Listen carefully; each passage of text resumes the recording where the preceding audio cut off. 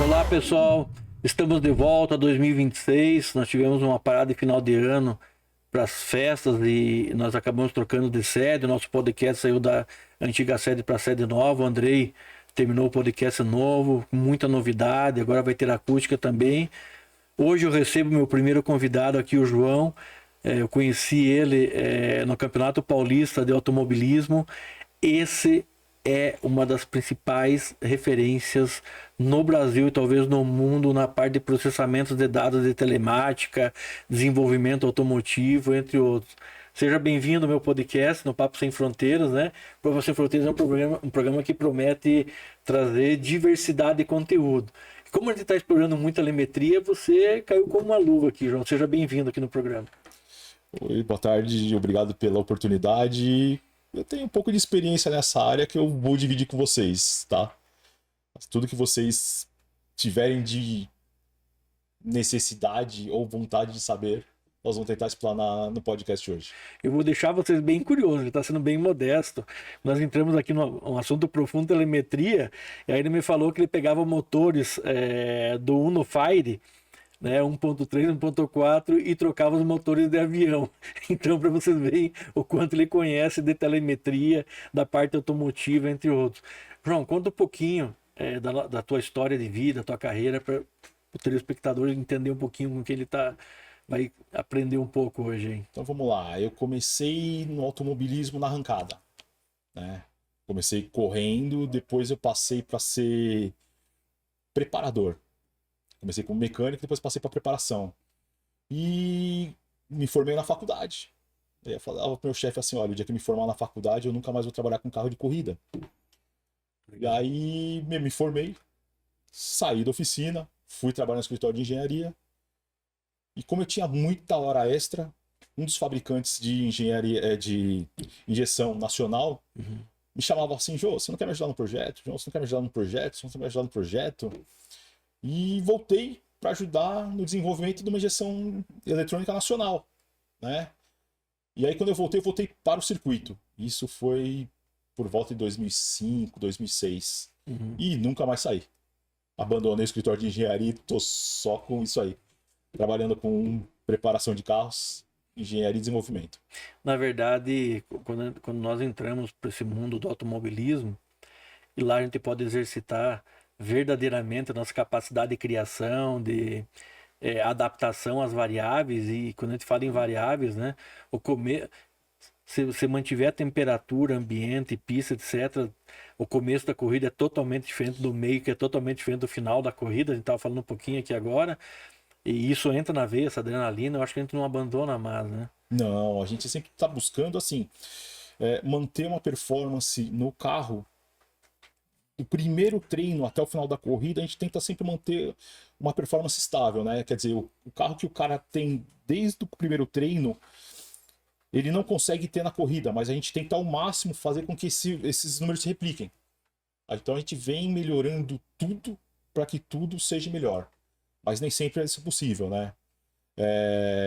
O treino da manhã é diferente do treino da tarde, o treino da tarde é diferente do treino da noite, o treino de sexta é diferente do treino de sábado, mas a gente sempre tenta deixar tudo da melhor maneira possível para que tudo seja igual. Para que o piloto não tenha que toda hora se adaptar àquilo, né? Então a gente vem estudando tudo para que tudo seja muito mais parecido possível. Na verdade, eu costumo falar que uma parte é ajustar a máquina ao piloto, né? Sim. E a outra parte é o piloto tem que se ajustar à máquina também para formar um conjunto. Mas muitas vezes o piloto não tem um estilo de direção que a gente precisa, por mais que você perca, né, de certa forma em algum momento, em alguns quesitos, você acaba ganhando muito mais em outros e acaba dando um mix legal, né? Ah, não, sim, nessa parte, assim, a gente, assim, normalmente a gente faz um carro que é muito adaptável aos pilotos, entendeu? Tem alguns pilotos que são aqueles pilotos que se atiram mais e a gente tem que buscar um carro mais adaptável a eles. É um negócio mais difícil, eu não sei, aquele filme do Jesus do Trovão é ótimo nisso, né? Ah, esse aqui é o pneu que você andou, esse aqui é o pneu que eu te orientei. Você tá vendo a diferença? Vamos tentar chegar no meio termo no mínimo para que tudo seja legal? Quer dizer, dá para ter a mesma performance? Dá. Por quanto tempo? Esse é o problema do piloto não se adaptar ao carro e o carro não se adaptar ao piloto. Mas a gente sempre tenta chegar no conjunto ideal. E tem piloto que busca, né? Tem piloto. Eu costumo falar pro Kleber isso, né? Eu falo pra todo mundo, ele não gosta muito. Mas eu gosto quando o Kleber sai atrás. Porque, cara, Olha, ele vai buscar a primeira posição, não importa quem seja, de que jeito seja, como seja. E parece aquele negócio eu fazia esse paralelo com a seleção brasileira lá no uhum, passado, quando eu ainda via jogos, né? Falava, eu gostava quando a seleção brasileira entrava em desvantagem em campo. Jogava com maestria. Quando entrava com vantagem, parece que entrava tranquilo, né? E o sistema vem te engolindo. Eu acho que é um estilo, não sei eu, se eu, isso é um eu, verdadeiro ou eu não. acho que quando você sai atrás, a gana de ganhar é maior do que quando você sai na frente. Não é sempre que isso acontece, mas tem aquele negócio do salto alto, né? Pô, eu já liderei o treino, eu já fiz a pole, então o cara já entra com um salto alto na corrida, né? E isso é uma faca de dois gumes, né? Agora, a maioria dos pilotos tem essa gana mesmo. O cara, quando sai atrás, ele sai com sangue nos olhos, com a faca nos dentes, querendo ganhar a corrida. E mergulha no mundo, né? Mergulha no Quando mundo. ele não escuta, não vê É. mais nada que não seja pista, Uhum. aí não tem, né? Ah, mas isso é uma coisa que acontece muito com os pilotos. Você tá lá, conversa com o piloto no box, você orienta, você avisa, você puxa os dados, você fala pra ele assim: olha, você tá aqui, ganhando aqui, perdendo ali. Ele ouve tudo. A hora que ele põe o capacete, ele vira outra pessoa. É o cabresto do cavalo, né? Ele não Uhum. consegue ver mais nada, ele não consegue ouvir mais nada. Quando o E aí é o cara estilo. quando o cara é focado, sim. Quando o cara não consegue focar naquilo, quer dizer que ainda falta um pouquinho, né? Falta assim, tipo, alguém no rádio pra dar aquela segurada nele, pra manter ele no foco. Acelerar quando precisa, economizar a Olha, máquina. não precisa, tem hora que precisa, tem hora que não precisa, tem hora que dá, tem hora que não dá. Mas eu vou falar pra você que tem muitos pilotos que ainda não conseguem. Mesmo alguns profissionais, você fala assim, cara, não precisava disso. Mas assim, tipo, é foda, assim, você não consegue se colocar na posição dele e falar assim, cara, ele achou que dava. Você não consegue falar de fora assim, dava mesmo ou não dava, só lá dentro. Então, assim, tem essas coisas que a gente consegue condenar, tem certas coisas não. Que a gente tem que depois falar assim, cara, você tava certo. Sabe quem que eu vejo que é assim? O Andrezão, o Magno. Que quando eu conheci ele na Copa Truck, quando ele nos foi apresentado, né, para correr com o Kleber, e aí a gente foi falando com ele, porque ele não tinha experiência nenhuma de caminhão, nunca tinha dado uma volta, né, tinha saído do carro para começar a fazer voltas e a gente preocupado, né, totalmente diferente, a entrega da máquina é diferente, a curva de torque e potência não tem nem comparação com o carro, né? Assim, embora tenham às vezes velocidades finais iguais, mas as entregas são muito diferentes, né? E eu via ele, eu não sei se você viu aquele vídeo daquele piloto de moto que ele acho que é bem autista, tem pauta autista, que ele fica lá, Sim! né? E vira, fecha os olhos e vira. E eu vejo o André toda vez que eu vejo ele, ele tá assim com a cabeça longe. Eu vejo que ele tá na pista, sabe? Ele tá vendo aquela curva, onde é que ele tem que abrir mais, fechar mais, acelerar mais ou menos. E quando a gente pega as voltas dele, ele é um batidão, Sim! né? Eu trabalhei com o André 2 anos. Acho que se eu não me engano foram 2 anos. O André é aquele cara que é o seguinte, ele só vinha sentar comigo pra ver a telemetria quando ele tava muito mal com ele mesmo. Entendeu? Quando ele não conseguia se encaixar no carro. Uhum. Na maioria das vezes, ele descia do carro assim, ele sabia onde ele tinha errado e ele sabia o que tinha que ser feito. Quando ele descia do carro, ele sabia onde ele tinha errado e ele tentou corrigir aquilo que ele sabia que estava errado e não conseguia, aí ele vinha conversar comigo. Pô, João, não encaixou. Eu falava assim, cara, você tá errando aqui. Aí ele sim, ele dava aquela olhada assim, meio cabreiro, assim, será que é isso mesmo? E ele ia lá e fazia. Aí ele encaixava. O Kleber também andou com a gente uma época. O Kleber era aquele piloto que ele se atirava e dava certo. Ele Ele é aquele é piloto outro que. estilo totalmente diferente. Ele é aquele piloto que Ele vai assim. pra cima e não tem Ele conversa. não pensa. Ele se joga. Na maioria das vezes dá certo. O problema é que quando não dá certo. Entendeu? Sim. Mas é um estilo muito arrojado, que é um estilo que poucos pilotos têm aqui no Brasil. E ele busca. Ele busca, ele busca. É assim, eu acompanho ele na Old, né?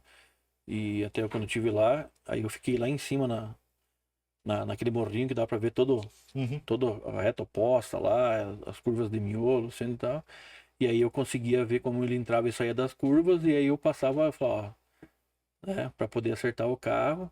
E assim, cara, ele você orientou ele, ele consegue visualizar isso, Sim. ele consegue ver. Às vezes é difícil, né? Porque o piloto também tem um estilo, né? E às vezes o carro, né? Conforme é construída a aerodinâmica, suspensão, etc., o carro não se alinha perfeitamente e você não consegue, não tem tempo para fazer todos os ajustes, né? Com todas as variáveis, né? Você falou, acho que muito bem. Uma coisa é começar a corrida, uma coisa é da sexta para o sábado e para o domingo. Sim. A outra coisa é na sexta de manhã fazer o treino, né? Nas primeiras voltas, nas voltas do meio, nas finais de volta. Aí se mudar o tempo, se tiver mais sol, mais vento, menos vento, se garoa, se chove, então muda totalmente, né, a matemática dos números. Mas isso é uma coisa assim que, tipo, no André, eu já cheguei a conversar com ele, não é uma crítica, mas eu sempre falei pra ele assim, cara, o que que é muito difícil fazer? É um cara que anda de kart, vir com tração dianteira, sair de tração dianteira e ir para um caminhão e conseguir se adaptar rápido a essas diferenças, Sim. tá? No caso do Kleber, não. Ele sai de um Opala, que é um negócio bruto. Ele veio do kart, foi lá para HB20, E né? isso, Acho que não sei se ele correu na Joy ou não. correu lá de algumas corridas. Ele fez algumas corridas com a Daí ele gente. já veio para tração traseira, né? Aí ele foi pro Opala e do Opala pro caminhão. Do Opala pro caminhão, assim, o comportamento do carro, apesar das potências serem muito diferentes, o comportamento é muito parecido. Sim. Então, assim, é fácil de você virar a chave e falar assim, pô, tô no caminhão, pô, tô no Opala. Agora, do André, do tração dianteira pro tração traseira, de um tração dianteira com 150 cavalos para um tração traseira com 800 cavalos, 900, 1.200. então, aí virar a chave é muito difícil. O cara conseguir ter uma cabeça para encaixar essa virada de chave é muito difícil. Sim. Conheço poucos pilotos profissionais que conseguiram fazer isso aí. Cacá Bueno, eu vi fazer isso aí muitas vezes.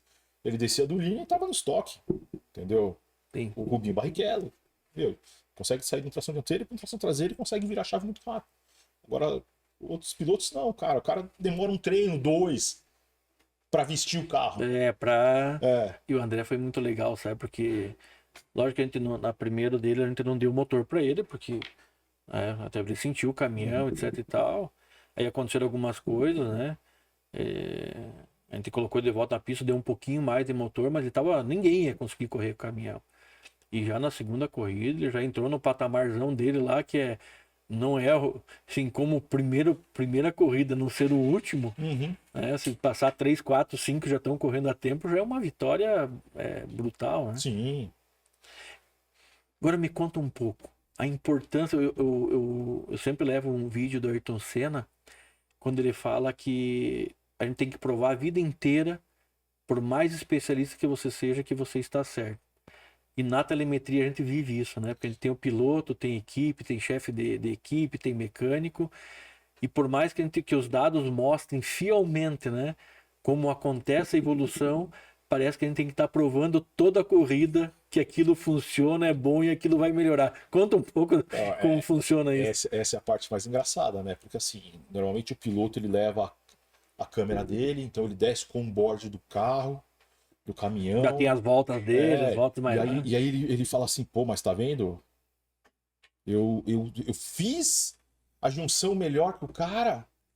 Eu falo assim, mas como é que você sabe que você fez a junção melhor que o cara? Você tá no caminhão do cara ou você tá no seu caminhão? Aí ele fala assim, pô, mas tá vendo? Ele vai distanciando de mim na reta. Ele fala assim, poxa, mas eu tô com a telemetria dos dois, a velocidade inicial e a final é a mesma. Como é que ele tá distanciando de você? Provar, essa que é a parte complicada, né? Provar que o computador tá certo para um cara é mexer muito com o psicológico dele, entendeu?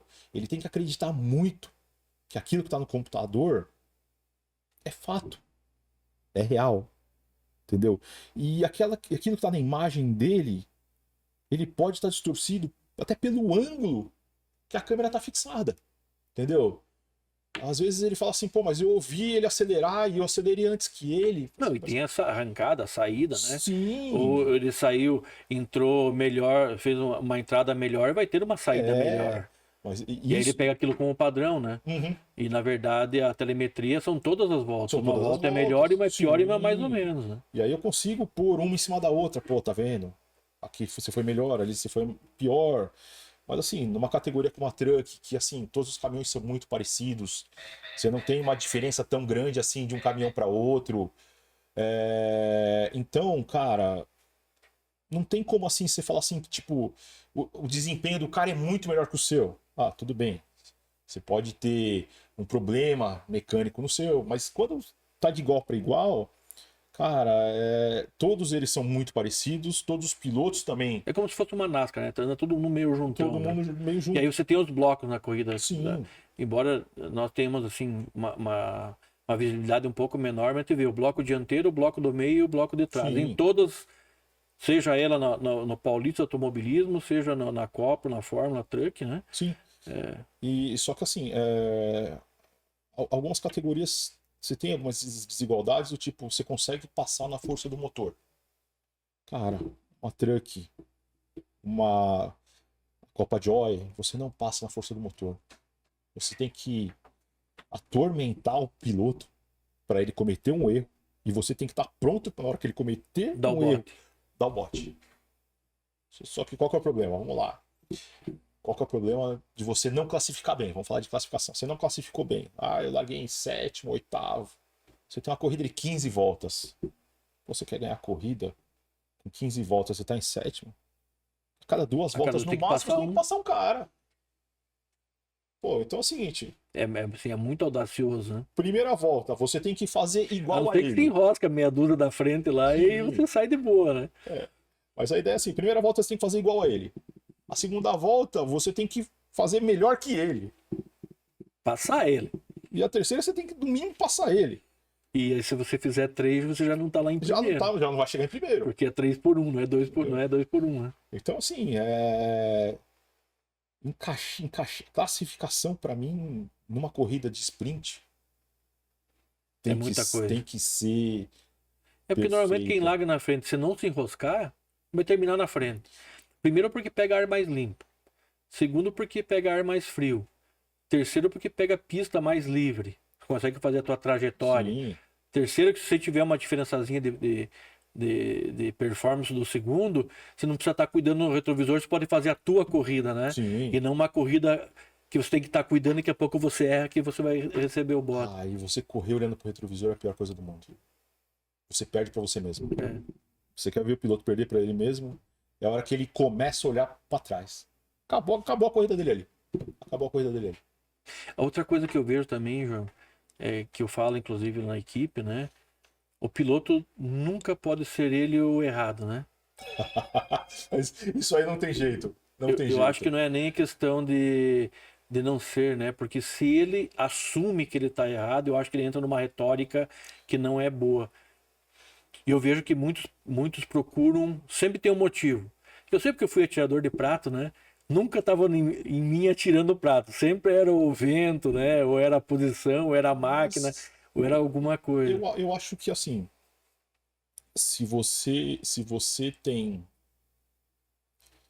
putz, não seria autoestima o termo correto, mas assim, se você sabe que você fez o segundo tempo, o terceiro tempo, mas você sabe que você tem condição e o conjunto tem condição de ser melhor, você sabe o que você vai fazer, o psicológico não te abala. Mas acontece muito daquele piloto que é o seguinte: no primeiro treino ele já não virou aquele tempo que ele queria virar. E aí já Ele entra no começa. parafuso. E daí, É, mesmo que você tenha um carro, você dê entrega um porque ele carro criou pra a ele, expectativa do primeiro, né? aí o psicológico dele não ajuda. Então ele tem que ter um psicológico inabalável. Na verdade, ele criou o psicológico dele para ter o tempo, ele criou o tempo dele na cabeça, o quanto ele é melhor, e aí entra naquilo que nós estávamos falando agora, né? Aí eu não consigo, na minha tocada, Uhum. entender onde é que eu estou errado, e Sim, às vezes não aceita a orientação que a gente dá da parte de telemática, né? sim. Ó, é aqui que está errando na entrada ou na saída, ou tenta fazer de quarta ou de terceira, né? Ou de quinta marcha em tal lugar. Mas eu tenho o exemplo prático disso aí. A gente foi fazer uma corrida em Mogi, outubro ou novembro do ano passado, e um dos pilotos que sempre estava disputando ali, top 3, top 2, ganhando corrida. Aí ele virou para falar assim: ah, mas o cara que fez a pole, ele me colocou 1,5 segundos no museu. Não dá pro cara me pôr 1,5 segundos no museu. Eu falei: poxa, meu, o cara tá fazendo a curva diferente de você. Pô, olha aqui os dados, ele tá fazendo mais abaulado que você. Ele tá fazendo mais abaulado que você. E o cara desceu todos os treinos Um entrando por dentro, muito e fechado, e outro outro fazendo por fora. tangenciando Podendo fazer em velocidade média maior. Isso. E aí a gente estava nas duas baterias. Na primeira bateria ele falou que ele errou. E ele estava com o tempo lá no painel. Ele errou a curva. A hora que ele errou a curva e fez a curva diferente, o tempo caiu. Ele viu que era possível, ele não acreditava Ele não acreditava. Porque a tocada dele era por dentro, né? Entendeu? A hora que ele errou, ele viu que caiu, ele falou assim, pô, agora eu sei que eu tô fazendo de errado. E ele veio se recuperando. Mas não confiou na orientação, né? Não confiou na orientação, porque ele achou que a orientação estava errada. Entendeu? É isso, sabe, que eu falo que é o que o Ayrton Senna falou, né? E ele falou isso, vai acabar nosso tempo, foi na corrida aqui no Brasil, que ele foi campeão, e ele falou, tô sem freio. Assim, nós que vivemos corrida, não dá nem pra acreditar. Eu não acreditaria, não. Se ele me fala isso pra mim, não importa, que ele pode ser Jesus Cristo da condução, né? Deus, né? Eu falei, você é louco, não tem como fazer sem freio. E aí ele terminou a corrida e ele falou assim, ó, quando chegar no box, coloca a mão no cubo. Se tiver frio é porque tô sem freio mesmo. E chegar, ele tava realmente sem freio. Então é uma coisa insana, né? Sim. Ele fez tudo trocando em marcha, segurando o carro no braço. Então, eu acho que é isso, né? Eu sei que tem esse extremo, mas também tem um extremo de que a gente quer contribuir e fica naquele negócio, eu toco assim, é minha tocada, eu fui campeão assim, eu ganhei assim. Mas esse piloto que se adapta à condição ruim é o melhor piloto. A gente vê pelos dados que é o seguinte, o carro depois da terceira, quarta volta, no máximo, ele no vácuo, ele perde eficiência. Então é o seguinte, passou da quarta volta no vácuo, ele tem que botar o carro de cara pro vento para respirar. Só que o carro vai demorar uma volta respirando para voltar a ser um carro competitivo. E aí o cara fala assim, não, mas eu tenho que estar no vácuo, porque senão eu perco contato com o cara. Não, cara, você não pode mais estar no vácuo. Você não vai ter máquina para passar, por mais que você esteja no vácuo, que é a sucção. Sim. E aí eu falo isso pro cara, falo assim, 3, 4... cara pro vento, 3, 4 cara pro vento. E o cara fala assim, e o psicológico dele não deixa. Ele fala assim, se eu perder o vácuo, eu perco contato. Sim. Então, quer dizer, o cara perde a corrida para ele mesmo, numa orientação que a gente deu. Sim. Então faça isso. E o cara faz. O cara que se adapta melhor, porque o carro vai perdendo desempenho conforme ele vai aquecendo, conforme ele vai perdendo o freio, vai dando fade no freio, o pneu vai gastando. O cara que melhor se adapta à condição do carro é o cara que tem o melhor carro na segunda metade da corrida. Entendeu? Então ele conhece o carro, ele sabe que assim, poxa, eu tenho que começar a frear 50 metros antes. Olha, eu não consigo mais tangenciar tão bem, então eu tenho que abrir um pouco mais a tangência, a tomada para fazer a tangência. Sim. O cara que consegue fazer isso e consegue entender isso é o melhor, são os melhores pilotos. João, chegamos ao final do primeiro bloco. Eu agradeço de coração você estar aqui, uma curva de aprendizado incrível. Tem mais coisas, novidades. Ele vai explicar para nós como é que a gente faz para arrancar o motor de um avião e colocar um motor de um carro muito mais barato, entre outras coisas, né? Até o próximo bloco.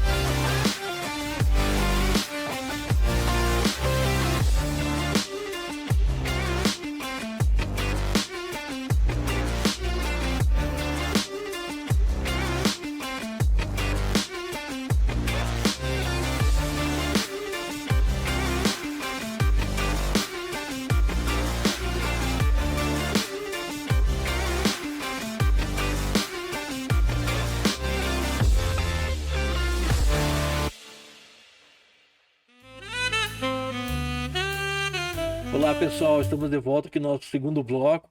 Estou com o João, um amigo meu particular.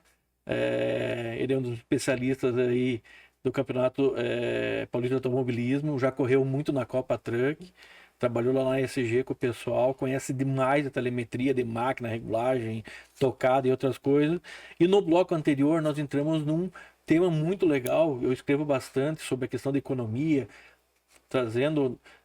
muito antes de entrar nas pistas eu já trabalhava isso, né? Trabalho com telemetria há 30 anos, mas aí mais para o mercado civil, né? Tentando trazer economia, redução de acidente, entre outras coisas, né? Nos caminhões, e nós entramos na assunto vácuo, sucção, e nós falamos da estilingada agora no intervalo, né? E foi num papo muito legal, eu queria voltar nesse tema contigo. Perfeito. Né? Que você explicasse então para o pessoal como é que acontece isso, né? Como é que é essa tocada que faz a diferença lá, que é a diferença também para o caminhão quando ele aponta para fazer uma ultrapassagem, né? Então vamos lá. O vácuo é o arrasto que você tem a hora que você está na traseira do carro da frente, tá? Então é uma força que te puxa. Eu chamo de sucção isso. O poder de sucção te puxa até um determinado momento. Para trás. E aí você tem que fazer o quê? Você tem que calcular direitinho esse espaço entre... Tem uma hora que ele vai puxar, tem uma hora que ele vai estabilizar e tem uma hora que ele vai parar de puxar. Então, você tem que saber aonde você tem uma zona maior de turbulência, menor turbulência e onde ele ainda está te puxando. Você tem que saber a distância que você vai ter que conseguir fazer para tirar e conseguir, que eu chamo de estilingar. É o quanto que ele vai te arremessar na lateral do oponente para você conseguir fazer a ultrapassagem, tá? Na categoria que eu tô trabalhando hoje, que é na Copa Joy, cara, se você fizer tudo perfeito, você consegue ter um arremesso até a porta do teu concorrente. Da porta em diante, você tem que ser muito bom para fazer isso, para conseguir, em algum momento, estar ali ou conseguir ganhar terreno na hora que o cara de cima tá freando. Se você tentar fazer isso no meio da reta, no começo da reta, você não vai conseguir ultrapassar. Tá? Por quê? Porque você vai ter uma resistência de vento que ele vai frear o teu carro e vai fazer com que você vai ter que voltar para trás do teu oponente de novo. Na verdade é assim, né? Eu até escrevi um artigo esses dias, né? Na traseira da carreta, né? Quando o ar acaba envolvendo toda a carroceria. Do equipamento. É pior, porque a área de arrasto é maior. Isso, é maior, né? Porque da altura ele é bem quadradão, né? A carreta, então, é um quadradão lá na traseira. Então, o que acontece? Esse ar que circula, né, em volta da carroceria, ele faz um vórtice atrás. Então, nesse vórtice é sucção. É quando ele puxa o equipamento para trás. Ele funciona como se fosse um freio. Tá. Entre o equipamento e esse vórtice, eu tenho o vácuo. Ok. Porque o ar não fecha 100%, ele fecha mais atrás, mas ele tem o poder da sucção. Na corrida ou na ultrapassagem do teu caminhão na estrada, né, qual é a melhor posição? É na área que eu pego a maior força dessa sucção, que me leva contra o oponente. Sim. Quando eu faço isso, eu pego a ar de vácuo, que é a estilingada, que aí eu tiro e ele me arremessa para frente porque eu tenho sobra de motor. Ok. Aí, se eu fizer isso em alta velocidade, a hora que eu estiver fazendo isso que eu emparelhei, você falou lá na Copa Joy, né? Quando eu emparelho porta com porta, aí eu perco performance, por quê? Porque eu tô na flecha da quebra da resistência mecânica do ar do meu oponente. Então, quando ele tá quebrando, ele tá jogando todo aquele ar. É a mesma coisa que você tá parado, por exemplo, né? E aí um carro te ultrapassa, que chega a te balançar, um caminhão te balança, né? Que é quando ele tá espargindo ar para as laterais. É isso, acho que você quis se referir. Isso. Né? De forma bastante brilhante aí, essa comparação e podendo aproveitar isso. E assim, a gente tem algumas pistas do Brasil, que é engraçado, né? Você pega assim, a reta de Londrina. Não é uma reta tão grande que dê um vácuo tão grande. Ali é uma pista que é dificílima ultrapassagem, se for para ultrapassar no vácuo. Uma pista de baixa. É uma pista de baixa. Normalmente, a gente... Piloto. Para que o piloto faz nas retas? É o único lugar onde ele dá uma relaxada na musculatura e ele consegue respirar. Porque ele tá tenso, né? Ele tá tenso. A hora que... Na verdade, ele tá tenso a corrida inteira, mas menos tensa na reta. É a hora que ele tem que frear para fazer a 1 e entrar no miolo, a tensão volta. A hora que ele faz a junção e vem para a reta, é a hora que ele consegue relaxar um pouquinho, respira e volta. E volta de novo para a curva de final da reta Isso. oposta. Então Goiânia é legal, porque Goiânia você tem uma reta muito grande, você consegue fazer isso. Você consegue boas ultrapassagens. E na verdade é assim, né? Quanto maior a velocidade, maior a resistência mecânica do ar. E a resistência mecânica é o quadrado da potência. Então, se eu estou em baixas velocidades, eu calculo isso, né? E transformo isso em economia de combustível, né? No caso em caminhões rodoviários ou ônibus rodoviários. É o quanto isso representa, né? Porque ele não acha que é só pressão no acelerador ou a inércia, né? Eu tenho que quebrar a resistência Tem que quebrar a mecânica. resistência. E eu calculei num caminhão normal aí, rodoviário, ele está entre 1 tonelada, né, mais ou menos 1 tonelada, dependendo tem uma forma bem complexa para chegar a essa resistência mecânica. Ele tem mais ou menos 650 quilos de sucção na traseira. Então, ele está brigando aí com pelo menos 2 toneladas de força, dependendo em velocidades não mais alta, porque dela é exponencial, né? Eu tô falando em velocidades medianas. 2 toneladas, você tá falando no caminhão de 20 mil quilos, é 10%. Você tá falando de 40 mil quilos. Então, isso na corrida, eu fiz alguns cálculos simulando, ele chega a 3,5 toneladas na dianteira e 1,5 tonelada na traseira. Caminhão de 5 toneladas? 4, quanto de redonda? 5 toneladas. Você tá falando de 1 para 1. O negócio é bruto. Então, por esse motivo que o aerofólio, né, e a Fórmula 1, por exemplo, explora tanto isso, né? Sim. E nós exploramos tão pouco, né, nas corridas, os aerofólios, né? Mas aí eu tenho um negócio que eu acho engraçado. A Fórmula 3 que foi proibida de correr em Interlagos uns anos, muito tempo atrás. Eles falavam que o caminhão deteriorava o asfalto. O Fórmula 3, por causa do downforce, acabava mais com o asfalto do que o caminhão. E eles provaram isso. Incrível, né? Um negócio de 5 toneladas com Mas tem 1000 distribuição cavalos. mas tem distribuição de peso, né? Você tem 2 pneus lá atrás que te dá 1,5 metro, Sim. entendeu? De largura, né? Entre espaço e tudo, né? Aí você pega um carro com 1000 cavalos, entendeu? Você tem 40 centímetros de banda, né? Muito mais concentrado o esforço mecânico. Né? E você tem alguns aerofólios, dão 300 quilos de downforce, 400 quilos de downforce. Aí o caminhão não tem isso, né? O caminhão carrega. Tem. Embora ele tenha aquele aerofólio em cima da cabine, mas aquilo é muito mais para, né, entre outras coisas, fica uma aparência mais bonita do que efeito. Se fosse para ter um efeito, né, realmente ia ser um aerofólio muito mais largo, né, muito mais comprido, né, e muito mais largo, né, para fora, inclusive como é na GT Series, né, o aerofólio passa, sei lá, 30, 40 centímetros do comprimento do carro. Eu acho que assim, se você desviar o ar frontal do pneu, você ganha muito mais do que alguns aerofólios. O pessoal não entende isso, né? Sim. Que o ar frontal do pneu freia. Não pode ser. Como que freia? Não freia, o ar frontal freia. Não, tudo freia. Você freia o caminhão, se eu tenho lá 1 tonelada de esforço, né? Parte dessa tonelada está nos pneus. Quando você anda com um carro de baixa potência, você entende que você estressar mais o volante, você para o carro do que você estressar menos o volante. Um caminhão, você tem lá 1000 cavalos, você sente muito menos essa perda, essa freada. Mas no carro, você pega assim, os carros de 120 cavalos, os Formulinhas, os Fuscas, você sente muito. Ali dobrou um pouquinho mais o volante, você vê que a frente afunda na hora, o carro para. Mas a cambagem negativa também faz esse esforço mecânico, né? Aker faz, cambagem o Caster. faz, Caster faz, é brutal no desempenho. O Aker também,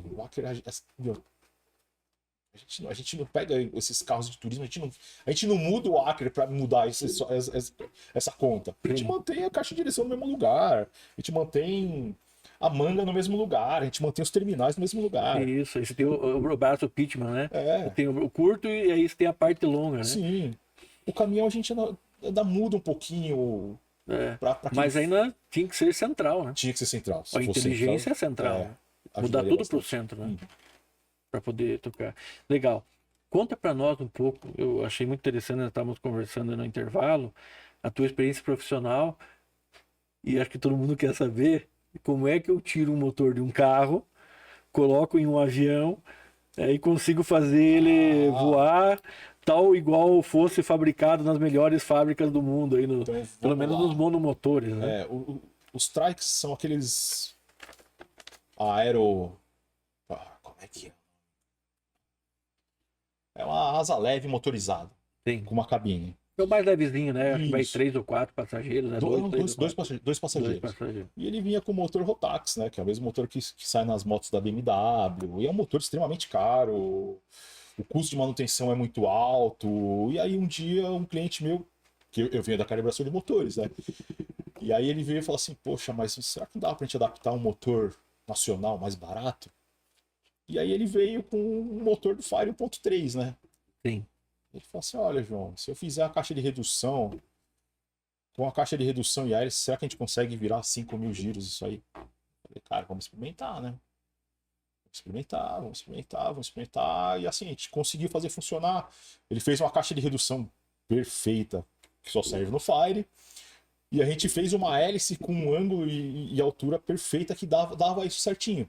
Cara, eu posso dizer que a gente reduziu o custo do motor mais o custo de manutenção em, eu vou chutar, hein, mais de 60% de redução. Caramba.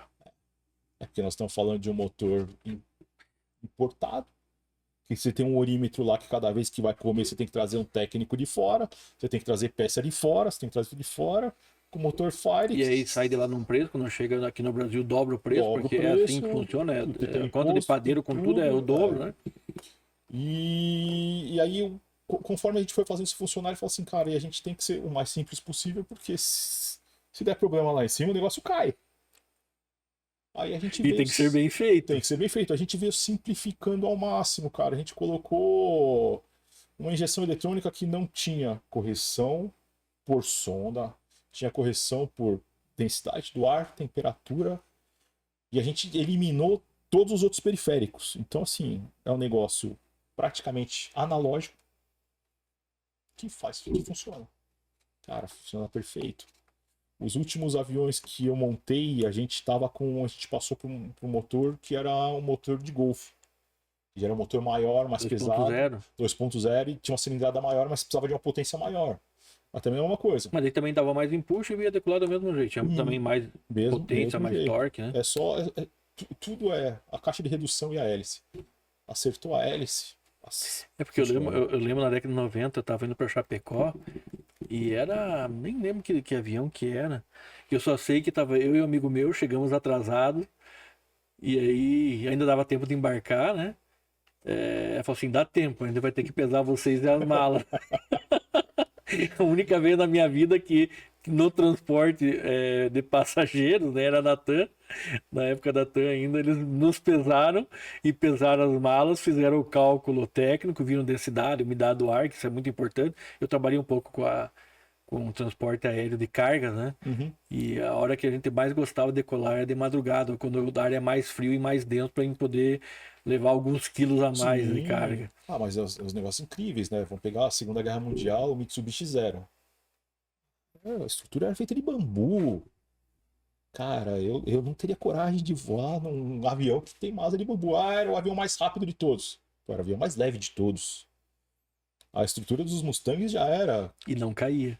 de alumínio, já era tudo. Então, assim, Mas olha como é que a vida ensina a gente. Eu trabalhei um tempo numa indústria. Aí tô lá eu em Manaus, fui visitar um construtor. Ele construía barragens, pontes, estava construindo prédios, né? E aí tô conversando com ele, batendo papo, ele começou a entrar em madeira e era uma indústria que fazia esquadrias, né? Uhum. Portas, que chama-se pormado. E eu vi que aquele cara conhecia demais de madeira, né? Não tinha nada a ver com o ramo dele. Eu falei, como é que o senhor conhece tanto assim de madeira? Ele falou, não, eu era estudante de engenharia, me formei em engenharia e, e um dos meus professores desenvolveu um estudo na Segunda Guerra Mundial sobre todas as madeiras da Amazônia para que a Europa usasse madeiras, né, de alta resistência, que fossem de baixa densidade, leves, né, Uhum. na indústria aeronáutica. E ele tinha dois, acho que, não sei se projetos, com todas as madeiras, e eu ganhei dele porque ele me queria muito bem. E ele, inclusive, usou em E uma hidrelétrica lá que devia ser pequena, porque o mercúrio comia o duto que canalizava a água, o metal da água, né? Por causa dos garimpos. E aí ele usou madeira e acabou com o problema. Então, o que você está falando, né? A Europa fez isso, e sim, tem vários aviões que foram feitos na Europa, né? Com madeira e com a mesma resistência mecânica. Sim. O Japão só não ganhou a Segunda Guerra porque era desse E faltou tamanhinho. recurso pra É. caramba, né? Mas, E, meu, e desafiaram um o gigante, Império, né? Um gigante, né? Foi meio audacioso, mas é muito legal. Conta mais um pouco para nós, João.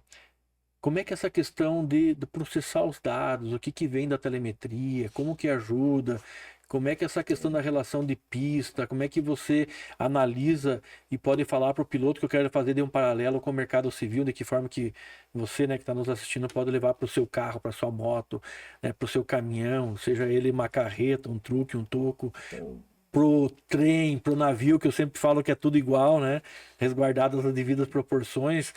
Trouxe a minha amiga Luciane, que falou sobre motores navais, né? Comprovando isso. Conta um pouco como é que é isso para nós. então vamos lá. Dados são dados. Um dia, meu chefe lá na escolinha virou para mim e falou assim: é o seguinte, João, a gente não pode depender do piloto para ajudar a acertar o carro. Porque é o seguinte, nem sempre aquilo que ele passa pra gente é aquilo que realmente é real. É o que ele acha que é É o real. que ele acha que é. E nem sempre ele tá certo daquilo que ele acha que é. Sim. E aí a gente pegou e foi procurar no mercado nacional, isso em 2007. E aí o maior fabricante de painéis no mundo era a IM. Eu acho que ainda é a IM a maior do mundo. E a gente pegou o representante local e compramos painéis, cara. E assim, João, o que dá pra gente colocar de sensor? Vamos, tudo que a gente consegue colocar, a gente colocou. Então a gente colocou velocidade nas rodas, a gente colocou as temperaturas, colocou as forças G, a gente colocou os acelerômetros. E tanto pra gente quanto pro piloto foi muito bom. Porque é o seguinte, a gente descobriu que algumas impressões que o piloto tinha estavam erradas. Então, de vez em quando, o piloto descia do carro, eu baixava os dados, eu e o chefe de equipe, a gente analisava os dados, depois a gente pegava o piloto para ter um confronto, para ver se aquele resultado estava realmente correto ou não. Então, quer dizer, ele já tinha descido do carro, já tinha respirado, ele já tinha esfriado a cabeça, então o confronto era sempre positivo. Olha, aconteceu isso aqui naquela curva lá, aí aconteceu. A tua reação foi essa? É. Daí a gente já fala assim, pô, a gente já sabe o que a gente vai fazer. Pô, aumenta a cambagem aqui, aumenta a convergência aqui. Pô, vamos falar na parte de potência de motor. Cara, se a gente colocar um pouquinho mais de potência aqui ou tirar um pouquinho mais de potência aqui, o carro vai se tracionar menos. Então a gente começou a fazer essa análise para melhorar o carro. Que na verdade, às vezes, menos é mais. Menos Né? é mais. Porque daí a gente entregava um carro muito melhor para o piloto e não precisava mais ajustar tanto o carro para o piloto como ele precisava. Para piloto e pista, né? Piloto e pista. Então a gente chegou num formato que a gente entregava um carro para o piloto que é o seguinte: a parte que a gente tinha que customizar para ele já era muito pouca, porque o carro já estava quase que 90% configurado para aquela pista. Sim. Então era muito pouquinho assim. Eu sinto de pouco de dificuldade naquela curva específica. Tá, então a gente sabe que naquela curva a gente consegue dar um grauzinho a mais, um grauzinho a menos, que é para se ajustar para ele, mas a gente sabe que o carro tem condição de estar virando. Então já não era mais por performance, já era para comodidade dele. Mas os dados vieram para isso. Então assim, a gente já sabia chegar no limite do motor e no limite do carro para aquela pista, tá? Então, o que para a gente é muito importante? Quanto que tem de força G lateral, quanto tem de velocidade, quanto tem de força G frontal, quanto tem de velocidade. Isso aí a gente já consegue vir trabalhando o carro para chegar no acerto ideal. Agora, a parte de acerto de motor, tudo em relação ao cálculo estequiométrico. Quanto tem que ter de mistura para ter melhor potência? Melhor potência para essa mistura, é isso. De manhã, geralmente, por causa da temperatura de ar, por causa da temperatura ambiente, por causa da temperatura de pista. O motor é o mesmo, mas assim, a gente sempre consegue dar uma melhoradinha um pouquinho mais aqui, um pouquinho mais ali, mas assim, é muito pouca coisa que a gente varia entre um treino e outro. É mais calibragem de pneu do que acerto de motor. Acerto de motor, normalmente, a gente não faz nada. É muito raro a gente fazer alguma coisa. Entendi. Sabe, eu Eu tava lá, né? Aquele dia eu tava lá com o Nenê. E aí eu cheguei com o Kleber. O Nenê tava medindo o pneu. E o Kleber falou pra mim, o que você tá fazendo? Eu falei, tô medindo o pneu. Eu comecei a dar risada. Ele falou, o que que foi? Eu falei, cara, você acredita que me chamaram de louco há 30 anos atrás, quando eu media pneus para fazer a composição dos pneus nas carretas, nos truques do caminhão, na tração e na dianteira? Eu faço isso há 30 anos. Olha, eu vou falar pra você que assim, tipo, eu tive uma equipe que eu trabalhei que um dia o chefe virou pra mim e falou assim, tem uma coisa de errado com o carro. Eu falei, o que foi? Ele falou assim, o carro não tá chegando à velocidade certa no final da reta. Eu bati o olho no carro e falei assim, põe 2 pneus novos na traseira. Aí ele falou assim, não, mas é um treino que não vale nada. Eu falei assim, média altura do pneu total e média altura do pneu total novo. E me dá a diferença. Porque ele mediu um, mediu o outro. Ele não era um preparador bobo. Ele Mas na a hora, lógica é ele lógica, né? colocou 2 pneus novos e saiu. Ele não fechou a volta. Ele falou assim, o carro voltou ao normal. Eu falei, o carro não tinha nada. É porque tem diâmetro, desgaste. Se eu tô com o pneu maior na direita e menor na esquerda, se eu tenho mais curva para a esquerda, eu tô podendo usar isso a favor para compensar. Uhum. E no caminhão acontece a mesma coisa numa formação de pares diferentes. Inclusive, quando eu dou consultoria, eu mostro como é que faz isso, né? Sim. Embora que a gente não consiga fazer isso no mercado de transporte normal, mas a calibragem dos pneus de fora e de dentro na Fórmula e na Copa, né? O pneu de dentro normalmente lá com de 2 a 6 libras de diferença de pressão em relação ao pneu de fora para que eles equalizem e estejam mais ou menos no mesmo diâmetro, né? Mas isso são umas discussões assim que, tipo, eu gosto de ter, mas assim, eu já vi alguns especialistas falando isso. Olha, altura de pneu com mais carne tem que estar na frente, o pneu com menos carne tem que estar atrás, o pneu tem que ter mais carne atrás, então tem menos carne na frente. E eu acho que é o seguinte, tudo isso é conforme o piloto. Eu tenho piloto que quer um carro um pouco mais dianteiro, tenho piloto que quer um carro um pouco mais traseiro. Eu acho que tudo isso se ajusta. Não é uma fórmula exata. Isso aí é para ajustar o piloto.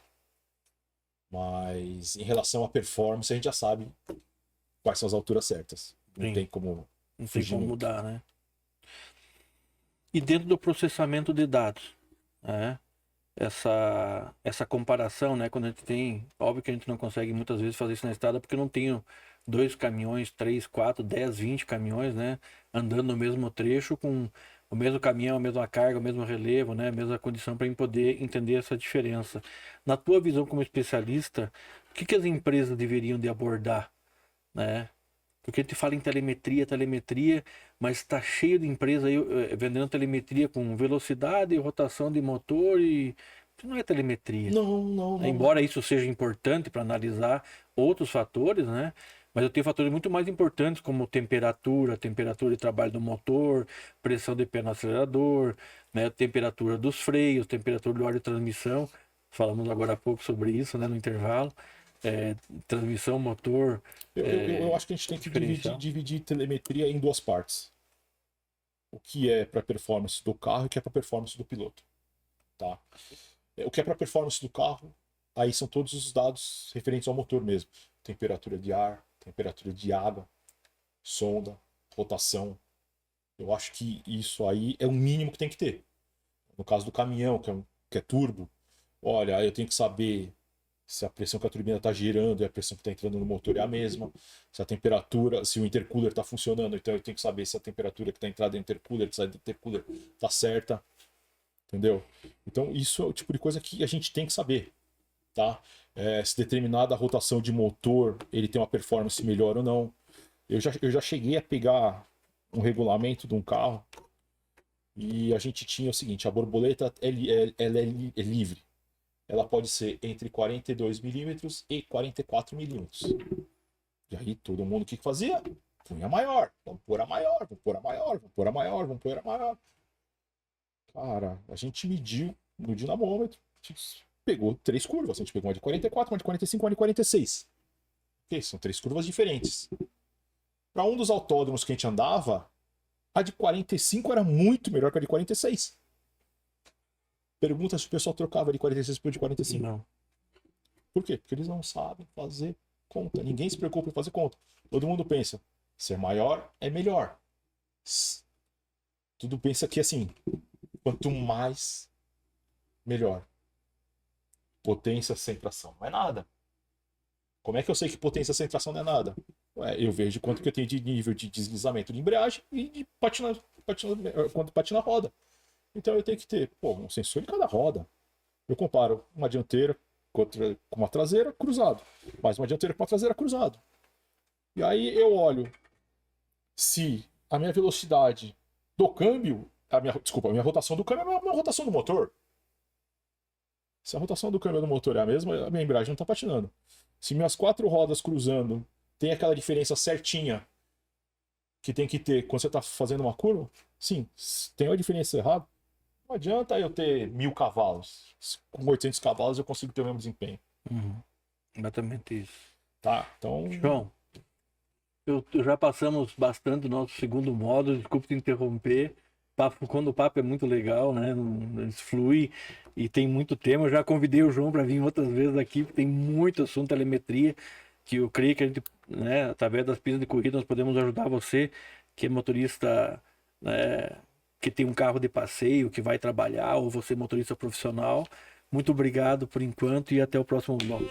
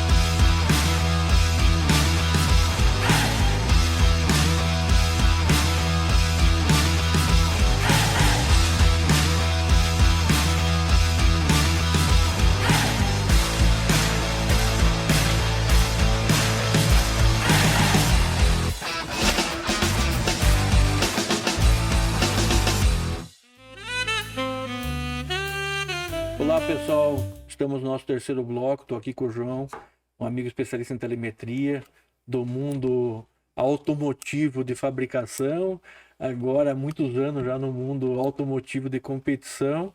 E eu queria contar uma história, tudo é história na vida da gente, né? Eu lembro que eu sempre fui mecânico de pesada, diesel, né? Não gostava do ciclo Otto. Mas o primeiro carro meu que eu falei que eu nunca ia ter era um Fusca. E assim que o Fusca saía, eu só fazia serviço na Volkswagen, meus amigos eram da Volkswagen. Assim que ele saía, a primeira coisa que eu ia era regular o giclê dele. Ar e combustível. Todo mundo acha que tinha que cortar combustível, né, para dar economia. E na verdade eu tenho que fazer a dosagem correta. E eles não conseguiam entender por que meu Fusca fazia tanta média. Eles não conseguiam, mesmo sendo treinados pela montadora. E hoje, nas corridas, né, quando a gente trabalha muito essa questão de dosagem, a gente vê a importância da dosagem equilibrada de combustível. Você falou muito bem no bloco anterior. O cálculo estequiométrico está aí para isso. Tá?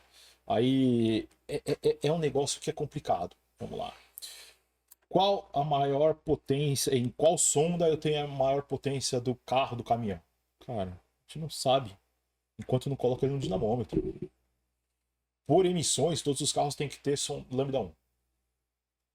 Aí você põe lá no dinamômetro, um carro com lambda 1 tem 100 cavalos. A gente vai lá e passa a sonda para 90. Pô, passou de 100 para 110. Passa para 85, 110 para 120. 85 é o ideal? Não sei, tem que vir buscando. Tudo tem que vir buscando. Mas que eu estava falando do cálculo estequiométrico é isso, assim.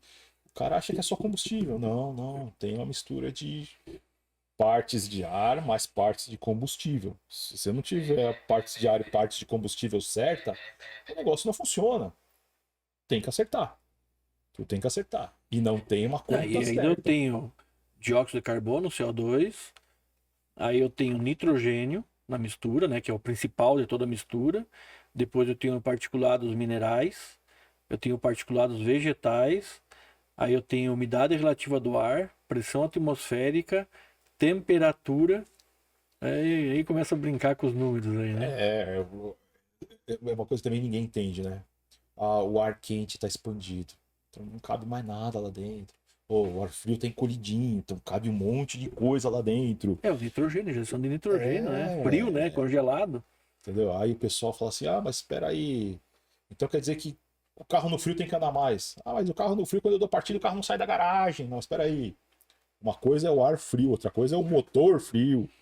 Então assim, a gente tem que... Esse tipo de coisa é uma coisa que assim, o leigo não entende. Mas não é difícil de aprender. Sabe, nós falamos agora há pouco, né? Eu vou usar esse conhecimento diversificado para trazer para o mundo do automobilismo. E uma das coisas que eu falo é o triângulo do fogo. Então, né, eu aprendi isso lá num curso de bombeiro, né, com combate a incêndio. Eu era ainda muito jovem, estava no colegial. Eu preciso ter calor, combustível, e preciso ter ar. Se eu não tiver um dos três, eu não tenho fogo. Nunca, em lugar nenhum do mundo. Então é mais ou menos isso. Ar, combustível e faísca. E daí o que eu tenho, né? A faísca é para dar combustão, né? Então se eu for na Sibéria lá menos 54 graus, eu tenho o ar mais seco do mundo, porque tudo vira gelo. Uhum. Eu tenho temperatura baixa, então eu tenho mais oxigênio, né, proporcional no ar, né, por causa da temperatura, mas eu não tenho calor. Eu tenho o combustível sequíssimo, né, a madeira, mas eu não tenho calor. Até eu criar a condição, né, e eu não consigo rampar aquele fogo, né? Então isso é o motor, né, e essa dinâmica que a gente vive no dia a dia. E outro comparativo, poderia até citar outro, que eu trago para o mundo da corrida, é a agricultura de precisão. Porque o que é agricultura de precisão? É eu pegar lá um talhão, dividir ele no menor quadrante possível. Se eu tivesse de centímetro em centímetro, eu ia saber exatamente quanto eu preciso de fósforo, potássio, cálcio, ferro, manganês, né? Naquele quadradinho, e eu faria dosagens totalmente diferentes, né? E aí eu teria uma adubação extremamente perfeita. E a corrida nada mais do que isso, né? Sim. Eu dividi aquela corrida, aquela pista em quadradinhos, né? Dos quadradinhos para gente saber se a curva é de alta, mas ela é longa, ela é curta, ela é de alta muito alta, é mediana, ou é de uma curva de alta mais baixa, o quanto ela representa no circuito inteiro, né? Qual que é a intensidade dela, qual que é, né, as curvas mais fechadas, etc. E isso que dá essa matemática que você falou lá de como é que regula a suspensão, porque eu tenho que regular a tração, porque às vezes eu tenho um autódromo de baixa, tenho muito caminhão, por exemplo, né? Tenho muita potência, e aí tirando potência eu tenho menos tração eu tenho mais saída, e mais saída, ao invés de ficar tendo micropatinagem, eu tenho desempenho, né? Eu estou performando isso, né? Que é o controle de tração na Fórmula 1. Sim. Né? Vamos tentar assim, como o pessoal assiste Fórmula 1, vamos tentar passar isso para Fórmula 1. Aí você pega lá os primeiros treinos do fim de semana, você vê que o cara não vira nada, você vê que o tempo é ruim, que o tempo é bom. O que a equipe está fazendo? Enche o tanque e vê qual que é o desempenho do carro com o tanque cheio e o pneu duro. Agora enche o tanque de novo, põe o pneu médio. Enche o tanque de novo, põe o pneu mole. Agora tira metade do combustível. Tira metade do combustível. Agora deixa zerado. Aí faz todo o cálculo de qual é a performance para ver de que forma que ele chega com o cheiro do combustível. Lembra que no passado parava muito o carro, né, correndo? Como é que chega com o cheiro de combustível? Porque peso tira performance. E aí o cara decide. Peraí, eu com o tanque cheio e com o pneu duro eu tenho esse desempenho. Pô, mas eu não vou largar com o pneu duro, porque o pneu duro com esse desempenho não é bom. Então eu tenho que fazer o tanque cheio com o pneu médio. Não, peraí, com o pneu médio. Porque eles estão fazendo o cálculo do concorrente, né? Mas assim, lá na pista, e eles não sabem qual que é a formulação, né? Qual que é as variáveis. E como é que chega nisso? Isso é uma coisa que, tipo, eu fiz o Endurance de 2007 até 2019. Aí, assim, o que meu chefe falava pra fazer assim? A gente sempre mirava o concorrente direto. Fica lá, fica lá. Se o concorrente direto entrar no box, você olha. Se ele trocar de pneu, a gente tem que trocar de pneu. Se ele não trocar o pneu, a gente não precisa trocar o pneu. Porque a performance do carro tá em cima do pneu. Um Pirelli de Endurance, um Aro 13, da primeira volta, num carro com a potência que a gente usava, dava 130 voltas com o pneu. Da primeira volta para a última volta, ele perdia de 1,5 segundo a 2 segundos. Pô, então quer dizer, se ele trocar e ele começar a virar 1 segundo mais rápido que eu, a gente perdeu a corrida. Você sabe que eu tava aquele dia que nós estávamos lá, né? Aí o Nenê, aí, pô, eles performaram, tava com o pneu Pirelli, né? Acertaram o pneu, né? Eles correram, né? Ponta, né? Primeira colocação e tal, né? P1. E aí no outro dia choveu no domingo, lembra que choveu, né? Uhum. E aí esquece, acabou o carro. Pneu Pirelli, desenho escultural para chuva, e o pessoal correndo com Yokohama. Cara, assim, o carro não parou. O cara, ele rodou acho que umas 4 vezes, ele desistiu. A gente. Aí o carro tava preparado para correr mesmo, né? Uhum. Para algo que prendesse ele no chão, de alguma coisa que prendesse ele no chão. E acredito que é o composto da borracha, né? Uma borracha mais macia, o desenho. A gente teve um ano que a gente correu de Pirelli e aí o organizador passou para Yokohama. A gente demorou para chegar no mesmo segundo, a gente demorou uns 3 ou 4 corridas. Porque não é só pôr o pneu. Daí na pista seca, né? Tô falando de pista seca por pista seca, pô, trocou o pneu. Aí o ombro é mais mole, a altura é diferente. Trabalha mais a banda ou mais o line. O Pirelli, ele não era linear Composto é na diferente. época. O Yokohama, da primeira volta à última volta, era o mesmo segundo. Era o mesmo segundo. Não tinha, ele não ia perdendo desempenho conforme o pneu fosse baixando. O Pirelli ele tinha essa diferença. A borracha de fora era mais macia que a borracha de dentro. Então você ia perdendo performance. Até porque vai deslumbrando ele e você Sim. perde área de contato, né? Então a gente, assim, mesmo do seco para chuva, põe barra, tira barra. O mínimo que dá para fazer, se começa a chover no meio da corrida, dá para ligar uma barra e desligar uma barra. Agora, se for, não, treinou nunca uma situação, correu na outra, não. Aí dá, tira clique do amortecedor, tira bump rebound, deixa o carro mais mole, recolhe um pouco a cambagem. Dá para fazer isso aí, cara, mas assim, do seco para chuva, no turismo, é de 15 a 20 segundos. Turismo, você quer saber quanto que ele vai virar? O tempo do seco é 2,10. Na chuva ele vai virar de 15 a 20 segundos mais dentro. 2,25. 2,25. Ele vai ficar nesse gap, entre 25 e 30. É porque tem a questão da aderência, né? Tem a questão da aquaplanagem, mais ou menos concentração, tem a questão do spray, né? Que Sim. aí não consegue enxergar, não consegue nem tirar o carro, né? Tem a questão da influência da chuva na combustão, da mesma forma que ela pode agir positivamente, ela age negativamente, e tem essa questão do equilíbrio, e aí também a dosagem, então tem vários fatores que acabam influenciando, né? E ninguém entende essa parte engraçada. A resistência que a chuva tem. Oh, tenta empurrar o carro no seco, tenta empurrar o carro com a pista molhada. O pneu tem que abrir ali, ó. Isso. Tem que espargir água, isso é a função do desenho. É. A única função do desenho é espargir água, né? Mas É da tração. ninguém entende que aquilo ali você tem que fazer força. Cria resistência mecânica, vou abrir o Mar Morto. Abre o Mar Morto lá que eu quero ver, mano. Não abre. Eu escrevi um artigo, né? A chuva como aliado secreto. Na questão da velocidade e economia de combustível. No reflexo do caminhão, né? Então, quando eu tenho chuva, eu vou andar com velocidades mais baixas. Ok. Quando eu ando com velocidades mais baixas, eu tenho o quê? Primeira coisa, menos resistência mecânica do ar, já estou ganhando. Eu uso menos a rotação. Eu uso menos rampa de aceleração. Eu sou mais comedido, porque conforme o caminhão, se der pé, ou se tirar muito o pé, eu posso fazer um L, uma carreta fazer um L só pelo fato de fato, né? Usar freio motor. Eu refrigero melhor o caminhão. Sim. Aí da mesma forma como eu perco, né? volume, né, de ar para combustão, mas eu tenho a questão da umidade do ar, embora isso acaba não sendo tão significativo por causa do filtro, né, no aumento de taxa de compressão. Então ele acaba o, o, o ganho, né, de potência que eu teria na taxa de compressão, né, acaba se neutralizando um pouco menos do que isso, né. Então esse conjunto de fatores e aí a resistência mecânica que eu tenho, né, como eu tenho velocidades menores, eu também tenho menos resistência, eu tô mais seguro, eu tô em velocidade menor, eu tenho, né. Mas eu tenho certeza que nenhum caminhoneiro fez o consumo no seco e na chuva. E viu que na chuva É por bebe isso que eu mais porque ele mantém escrevi. a mesma velocidade. Isso, na época eu não sei o cálculo que eu fiz, É. porque você pega os dados, começa a trabalhar, se você rodasse o mês inteiro na chuva, dava 950 litros de combustível. Pô, 1.000 litros é 6.000 reais, Uhum. né? Só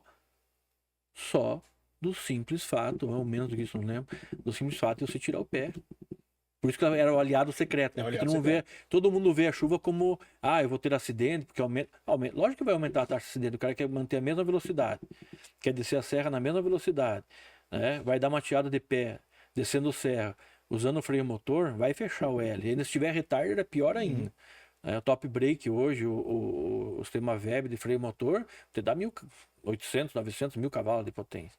Eu tenho mais força freando do que eu tenho tracionando. Sim. Então, eles não, e falta essa experiência, né? E o gestor também não sabe disso. Não. Justo. E aquilo que você falou, eu queria voltar nesse tema, fazer conta. Todo mundo quer fazer economia de combustível, mas ninguém faz conta. Mas Ninguém faz conta. fazer conta todo mundo faz, né? Eu rodei tanto, gastei tanto, dá tanto por litro. Mas como é que funciona? Chovendo, não chovendo, mais temperatura, menos serra, mais curva, menos curva, mais curva de alta, de média, de baixa. A mesma condição que a gente tem na pista lá, né? Pisando mais, pisando menos, mais pressão no acelerador, menos, mais inércia, porque a gente tem inércia, né? Porque ele está conduzindo, menos inércia, né? Mais velocidade, mais resistência mecânica, mais sucção, menos sucção. Eu acho que assim, os caminhoneiros mais velhos, eles aprenderam, não, eles não sabem fazer conta, mas eles aprenderam intuitivamente a chegar no resultado. Pô, se tiver sempre calibrado o pneu, o caminhão rola melhor, É porque não tem achatamento. entendeu? O pneu roda mais, Isso. tem a forma de circunferência, né? Mas O efeito de achatamento é menor. mas eu acho que isso não tá no frutista, tá no autônomo. Porque o frutista, eu acho que o frutista, do jeito que ele pega o caminhão, a maioria deles, do jeito que pega o caminhão na base, ele só roda. Porque ele tá ganhando pra rodar, ele não tá ganhando pra cuidar do caminhão. Isso eu já vi em algumas experiências. A roda tá caindo, não, mas peraí. Eu só tô sendo pago pra rodar. Pô, mas você tem que parar ali no posto ali pra acertar isso aí. Mas, Não, mas eu mas tenho que ligar pro chefe. O chefe, se não autorizar, eu não paro. e se o chefe não falar, eu também não sei. Eu também Não não vai. sei. E cada vez mais eu tenho menos motoristas antigos, cada vez mais, né? O motorista eu acho que é muito pouco valorizado, ele tinha que ser muito melhor valorizado. Eu acho que o motorista tem que fazer parte do resultado, porque aí ele vai, né, Sim, ele tem que ganhar bem, porque ele é o segredo de tudo, né? Da receita, da produtividade e do custo. Ele é o pivô central, ele não é mais importante, mas ele é o pivô central sim. nisso numa transportadora, e as transportadoras não veem isso, sabe? Não, a transportadora é o seguinte: você tem que sair daqui meio-dia, tem que chegar lá 6 horas da tarde. É, Como que você vai fazer isso aí? Eu não sei. Você tem que fazer ele isso quer aí. que cumpra horário louco fazendo média. Não vai ter, né? Vai ter horário, não vai ter média. Mas sabe de uma coisa que me assusta ainda? Lá na década de 30, né, o segredo de Ford foi montar a linha de produção. Sim. Então você podia comprar um Ford de qualquer jeito, modelo e marca, desde que ele Desde que fosse fosse preto, preto. com aquele motor, né, com aquele motor transmissão diferencial, com aquele pneu e nada diferente disso. Aí nós vamos pro caminhão. E nós vamos pro ônibus rodoviário e pro ônibus urbano. Nós estamos comprando isso do mesmo jeito que Ford vendia. Uhum. A única grande diferença é que eu tenho teto alto, teto baixo, com geladeira dentro, sem geladeira, com mais tecnologia embarcada dentro do caminhão e menos. Mas o motor, a transmissão e o diferencial, o trem de força é para um veículo rodoviário, no caso do ônibus e no caso do caminhão, né? E aí para o urbano, né? Que dele é mais curto para dentro ninguém compra caminhão com diferencial longo. E você sabe que para nós na pista, seja no carro ou no caminhão, a relação motor diferencial e transmissão é o segredo de tudo. Uhum. Mas, de novo, é conta. Que relação de câmbio que eu uso? Eu falo assim, peraí, me dá a curva de potência do motor que eu te falo. Contar os dentes, né? É. O dentro da quarta, da terceira, da quinta, né? Contar os assim, dentes da coroa do pinhão para poder fazer a relação. Você pega, coloca um câmbio lá, que a minha curva de potência não serve para aquele câmbio, não adianta para nada. E aí ele compra o caminhão do mesmo jeito, roda no Mato Grosso e quer ter entrega. E aí, sabe, uma coisa incrível, que você fala assim, tá, eu não vou colocar diferencial longo porque eu vou subir numa marcha menos.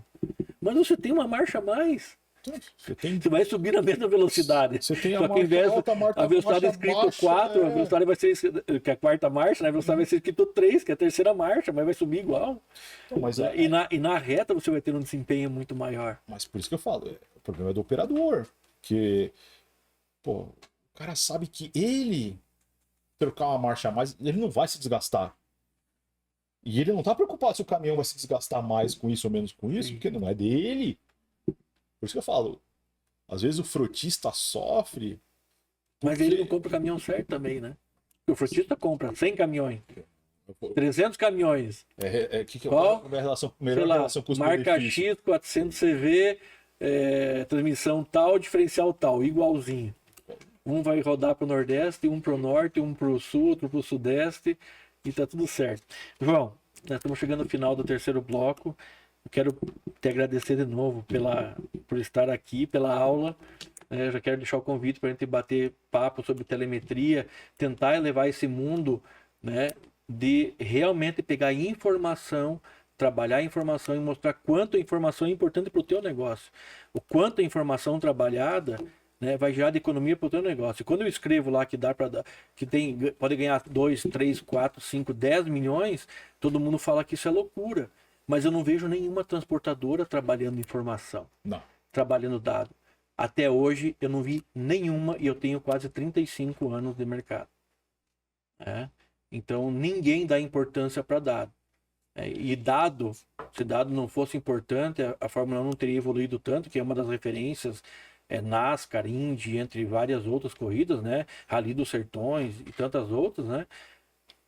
A própria a Stock Car, né, evoluiu muito nos últimos anos, está vindo agora para as outras, está entrando isso na Copa, na Fórmula, já tem alguns anos que está andando, ainda, acho que de certa forma engatinhando, ainda tem muito a ser desenvolvido, e eu queria que você fizesse então um fechamento, né, desse um recado para o nosso telespectador, né, a importância do teu trabalho lá nas corridas e a importância de ter uma pessoa como você na empresa dele que tem 1000 caminhões. Olha, vamos lá. A gente tem que pensar sempre em patrimônio. Tá? Um carro de corrida é o preço do caminhão. Não. Às vezes um pouco mais, às vezes um pouco menos. Mas assim, se a gente for pensar o seguinte, patrimônio é patrimônio. O que a gente tem que fazer? A gente tem que extrair o máximo com o menor custo. Como a gente vai extrair o máximo? E corrida é isso, né? Custo? Corrida também é isso. Ficar quebrando toda hora, não é nem questão de perder, né? Porque você vai ter que colocar motor novo toda hora no carro. Eu trabalhei no escritório de engenharia na área de qualidade e produtividade. E assim, qual que era o nosso ditado? O que não é medido não pode ser melhorado. Como é que eu vou melhorar uma coisa sem dados? Então é o seguinte. Um dia o chefe virou para mim e falou assim, essa produtividade é boa ou ruim? Eu falo assim, em relação ao quê? Aí eu falava para ele assim, me coloca 10 parâmetros para ser medidos, que daí a gente vai descobrir se é bom ou ruim. O carro é a mesma coisa, o caminhão é a mesma coisa. O que mais me dá trabalho, o que mais tem desgaste no caminhão? Pneu. Cara, então a gente tem que saber por que o pneu come mais, por que o pneu come menos, o que dura mais, o que dura menos. Pô, coloca sensor nisso aí. E vamos monitorar. Monitora a cada 1000 km, 2000 km, 10.000 km. Cara, chegou no resultado, esse resultado se replicou para os outros. Cara, a gente tem uma equação. Pode ser melhorada, pode ser piorada. Mas sem dado, a gente não tem melhoria. Sem melhoria, a gente não tem resultado. Então, João, novamente obrigado. Eu quero só Eu citei o nome do Kleber e do André, né? São dois grandes amigos, eu faço parte da equipe, tenho um apreço, uma estima muito especial por eles. Um abração para vocês, tenho um carinho muito especial. Vejo como dois pilotos brilhantes, né? É, aproveitando, quero falar um pouco da Ravex. A Ravex não oferece só soluções logísticas, né? Mas ela também oferece solução de telemetria. E eu acho que mais do que outras empresas, a Ravex fornece soluções de consultoria, né? A partir de processamento de dados telemáticos, que vai muito além do que só colocar um equipamento lá para medir consumo de combustível, performance, quantas vezes pisou no freio. É entender a particularidade de cada cliente e fornecer uma solução desenhada para aquele negócio que é o exemplo da corrida. E novamente, João, muito obrigado. Quero te convidar para que você esteja aqui conosco outras vezes. Essa curva de aprendizado que a gente tem aqui com pessoas do teu nível de conhecimento é excepcional. Eu agradeço muito vocês terem me convidado. Meu, espero que vocês tenham gostado de tudo que a gente discutiu aqui. Meu, e tendo mais oportunidades, eu estarei de volta. Seja bem-vindo. Papa, né, das corridas. Obrigado pela sua audiência e até o próximo programa.